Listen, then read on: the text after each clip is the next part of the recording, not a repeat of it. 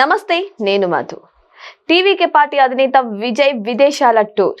మరి రిజల్ట్ కి ముందే ఈ నిర్ణయం ఎందుకు తీసుకున్నట్టు, మరి నిజంగానే విదేశాలకు వెళ్తున్నారా, వెళ్తే ఎక్కడికి వెళ్తున్నట్టు ఈ రోజు మనం తెలుసుకుందాం. ప్రస్తుతం మనతో పాటు ఉన్నారు సీనియర్ జర్నలిస్ట్ శ్రవణ్ కుమార్ గారు. వారిని అడిగి మరిన్ని విషయాలను తెలుసుకుందాం. నమస్కారం సార్. నమస్తే అండి. టీవీకే పార్టీ అధినేత విజయ్ తను విదేశాలకు వెళ్తున్నట్టు కొన్ని వార్తలు అయితే వస్తున్నాయి. మరి అందులో నిజం ఎంతుంది? నిజంగానే విదేశాలకు వెళ్తున్నారా? మరి రిజల్ట్ కు ముందు ఈ పరిణామం ఎందుకు సంభవించింది? మరి విదేశాలకు వెళ్ళి ఆయన ఏం చేయబోతున్నారు, ఎక్కడికి వెళ్తున్నారు? తమిళ రాజకీయాలలో విజయ్ ఇప్పుడు సెంటర్ ఆఫ్ ది అట్రాక్షన్. వాస్తవానికైతే ఆయన పార్టీ ప్రకటించిన కాడి నుంచి గత 2 సంవత్సరాల పూర్వం నుంచి కాబోయే ముఖ్యమంత్రి అనే రేంజ్లో పబ్లిసిటీ కానీ, వార్తలు కానీ, ఆ ఊహాగానాలు బాగా చక్కర్లు కొట్టాయి. మనకు చిరంజీవి గారు పార్టీ పెట్టినప్పుడు కానీ, జనసేన పవన్ కళ్యాణ్ గారు పెట్టినప్పుడు కూడా ఆ వేవ్ లెంత్ అంతా చూసినప్పుడు రాబోయేటువంటి ఎన్నికల్లో వీళ్ళ ఘన విజయం అన్నట్టు మాత్రమే కనిపించేది. కానీ తీరా ఎన్నికల ఫలితాలు ఎలా ఉన్నాయో మనందరికీ తెలుసు. సేమ్ ఇదే రిపీట్ అవుతుంది అక్కడ తమిళనాడు రాజకీయాల్లో. ఇప్పుడు జరిగిన ఎన్నికల్లో అనుకున్నంత స్థాయిలో విజయ్ ఎన్నికల్లో సీట్లు గెలుస్తాడన్నటువంటి అంచనా అయితే రావట్లేదు. మ్యాక్సిమం 20 కన్నా కష్టంగా, అంటే 10 కూడా వస్తాయో రావన్నటువంటి సర్వేలు చెప్తా ఉన్న తరుణం. వస్తే గిస్తే కూడా 15 to 20 కూడా వస్తాయి, అంతకన్నా మించి రావు. అంటే ఏ విధంగా కూడా పార్టీ అధికారంలోకి వచ్చే దాఖలాలు అయితే కనిపిస్తలేవు. ఇది ఇప్పుడు వరకు ఉన్నటువంటి ఎన్నికల సరళిని బట్టి చెప్తున్నట్టు విధానం.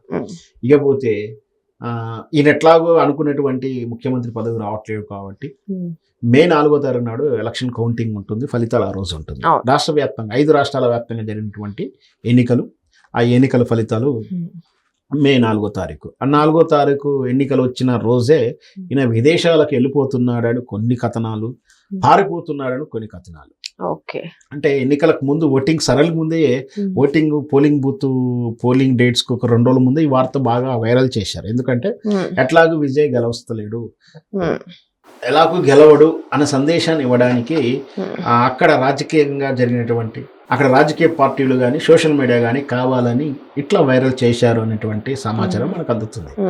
సహజంగా నిజంగా అయితే విజయ్ అఫీషియల్గా టికెట్ బుక్ చేసుకొని మే 4వ తారీఖు నైటు లేదా ఆ మరుసటి రోజు విదేశాలకు వెళ్తున్నట్టు ఎక్కడక్కడ ఎలాంటి ఆధారం లేదు, టికెట్ బుక్ చేసుకున్న ఆధారం లేదు.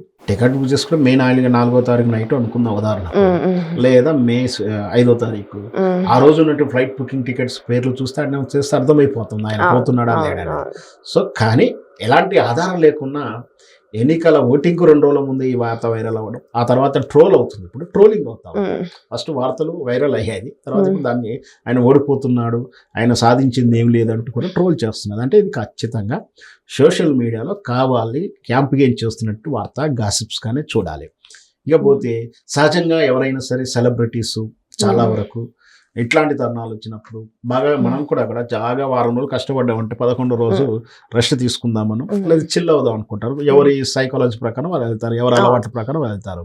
సహజంగా విజయ్ హీరోగా, సినిమా నటుడిగా బాగా నటించినటువంటి మన సందర్భాలలో షెడ్యూల్ అయిపోగానే వెంటనే మళ్ళీ ఒక వారం రోజులు 5 రోజులకు విదేశీ టూర్లకు ఎక్కడో వెళ్ళి అట్లా ఆస్ట్రేలియాలో ఎక్కడో అక్కడ టూర్ వెళ్ళి ట్రిప్ చేసి రెస్ట్ తీసుకోవడం, చిల్ అవ్వడం ఫ్యామిలీతో, వితౌట్ ఫ్యామిలీతో అనేది సహజంగా విజయ్ ఒక్కడే కాదు, చాలా మంది ఆర్టిస్టులు అలాగే ఉంటారు.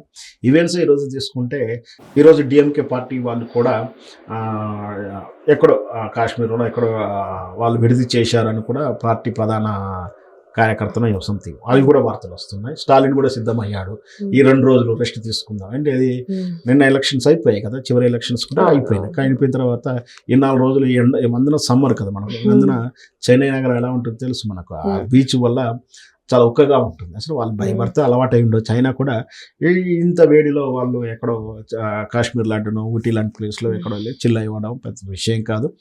దాన్ని రాజకీయాల్లో కలిపి చూడాలనుకోవడం అంత మంచి పద్ధతి కాదు. సో టీవీకే పార్టీ విజయ్ ఆయన గురించి రకరకాల వార్తలు అయితే వస్తున్నాయి సార్. కొన్ని మంచిగా వస్తున్నాయి, కొన్ని చెడుగా వస్తున్నాయి.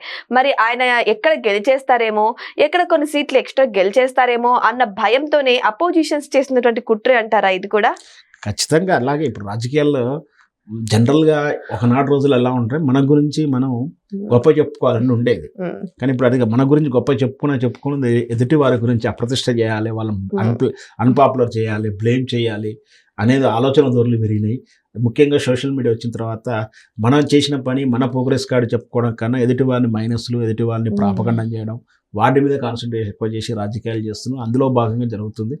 సహజంగా చాలా మందికి ఈ విజయ్ అయితే టార్గెట్ అయి ఉన్నాడు. ఎందుకంటే అంత వేవ్ క్రియేట్ చేయడం, అక్కడ ముఖ్యంగా బీజేపీకి టార్గెటెడ్గా అయినా. ఎందుకంటే బీజేపీ ప్రత్యామ్నాయంగా డిఎంకేకి మేమే నెక్స్ట్ ఇప్పుడు ఈరోజు అయితే పశ్చిమ బెంగాల్ మమతా బెనర్జీ తర్వాత ఎలా ఆక్యుపై చేసుకోవాలని ప్లాన్ చేసుకున్నారో అట్లా రెడీగా సిద్ధంగా ఉన్నటువంటి బీజేపీ పార్టీని కాదని టీవీకే పార్టీ వచ్చేసరికి వాళ్ళకి కొంచెం వెనకడిగాల్సి వచ్చింది. ఆయనకు ఆ విధంగా టార్గెట్ అయింది.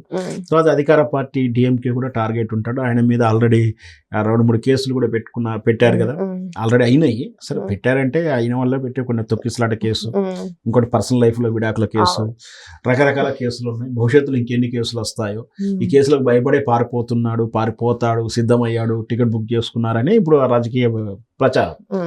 జనరల్గా ఆ కేసులు పారిపోతే అయ్యేదేం కాదు, పారిపోయేంత పెద్ద కఠినమైన నేరాలు కూడా ఏం లేవు దాంట్లో.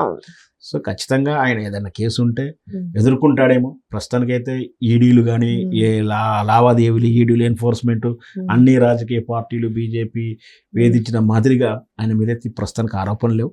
ఖచ్చితంగా ఇక్కడే ఉంటాడు. ఒకవేళ 1 వీక్ అలా వెళ్ళొస్తే ఆశ్చర్యపడక్కర్లేదు. ఏదేమైనా సరే ఇప్పుడు టీవీకే పార్టీ అధినేత విజయ్ విదేశీ టూర్ గురించి అయితే రకరకాల వార్తలు చక్కర్లు కొడుతున్నాయి. మరి వెయిట్ చేసి చూద్దాం మరి ఈ వార్త నిజమేనా కాదా అని. Thank you so much. Thank you sir.